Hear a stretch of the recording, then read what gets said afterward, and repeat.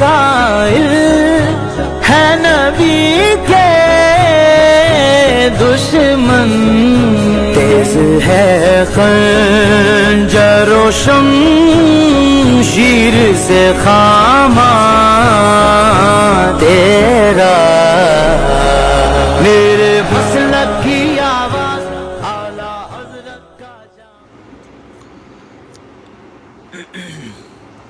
السلام علیکم ورحمۃ اللہ تعالی وبرکاتہ۔ الحمدللہ رب العالمین والعاقبۃ للمتقین والصلاۃ والسلام علی سید الانبیاء والمرسلین، اما بعد فاعوذ باللہ من الشیطان الرجیم، بسم اللہ الرحمن الرحیم۔ فلما بلغ معه السعي قال يا بني إني أرى في المنام أني أذبحك فانظر ماذا ترى قال يا أبت افعل ما تؤمر ستجدني إن شاء الله من الصابرين۔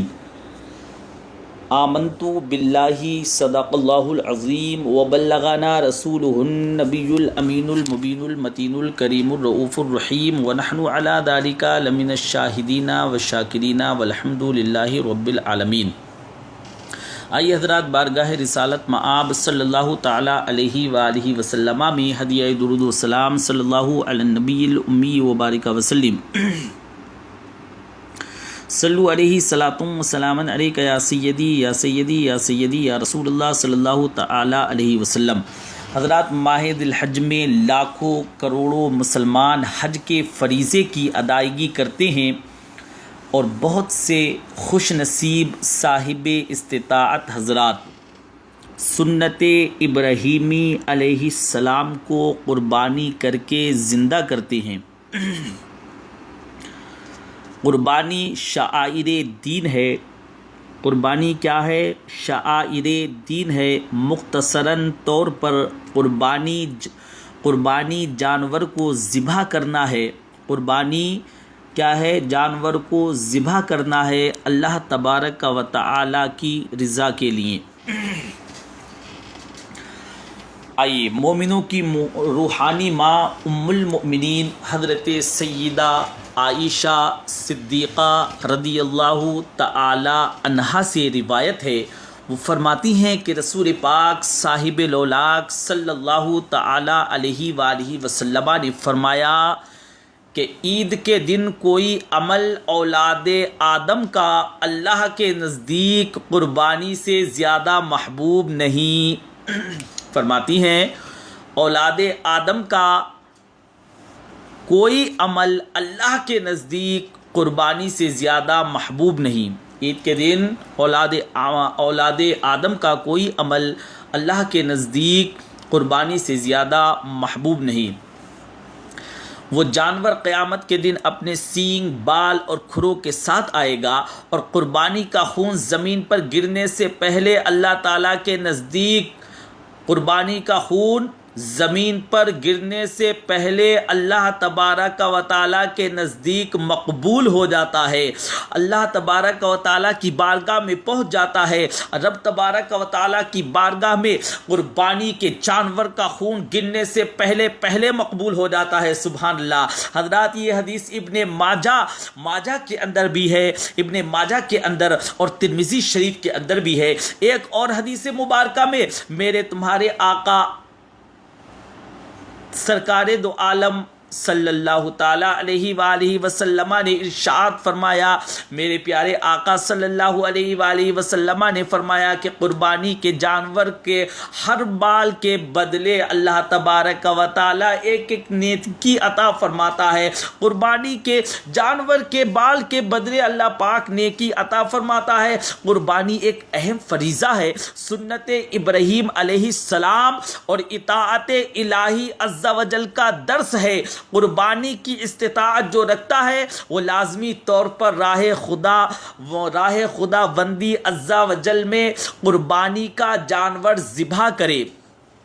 جو صاحب استطاعت ہے تو وہ ضرور ضرور قربانی کرے. اگر قربانی نہیں کرتا تو میرے اور تمہارے آقا احمد مجتبیٰ محمد عربی روحی فدا صلی اللہ تعالیٰ علیہ وآلہ وسلم ارشاد فرماتے ہیں کہ کوئی شخص صاحب نصاب ہے پھر قربانی نہیں کرتا تو وہ ہماری عیدگاہوں تک بھی نہ آئے. اللہ اکبر. تو پیارے اسلامی بھائیو، اللہ پاک نے آپ کو صاحب نصاب بنایا ہے، اس لائق بنایا ہے تو ضرور ضرور قربانی فرمائیں. حضرات، قربانی کا جانور ذبح کرے اور کس طرح ذبح کرے، اور اس قربانی میں نیت کیسی ہونی چاہیے. قربانی کا جانور ذبح کرتے ہوئے تو قربانی کا جانور ذبح کرتے ہوئے نیت کے اندر خلوص ہونا چاہیے. نیت کے اندر خلوص ہونا چاہیے، دکھاوا نہیں ہونا چاہیے. حضرات، قربانی کے احکام کو مد نظر رکھتے ہوئے ادا کرے، نہ کہ بیجا نمود و نمائش کی نیت سے قربانی کرے. ایسا نہ ہو کہ ریا کے لیے قربانی کرے، دکھاوے کے لیے قربانی کرے، بلکہ اللہ تبارک و تعالیٰ کی رضا کے لیے قربانی کرے. اور بعض لوگ دکھاوا بھی کرتے ہیں، اللہ تبارک و تعالیٰ ان لوگوں کو عقل سلیم عطا فرمائے. حضرات، قربانی کے احکام و شرائط بھی ملاحظہ فرمائیں، نوٹ کریں. قربانی کے لیے ضروری کیا ہے؟ مسلمان ہونا. نمبر 1 مسلمان ہونا، مقیم ہونا. نمبر 2 مقیم ہونا. نمبر 3 مالک نصاب ہونا. نمبر 4 بالغ ہونا. مسلمان ہونے سے مراد کیا ہے؟ اس کی ڈیٹیلز میں آ جائیں. مسلمان ہونے سے مراد ہے کہ مسلم ہو، کلمہ گو ہو، غیر مسلم پر قربانی واجب نہیں ہے.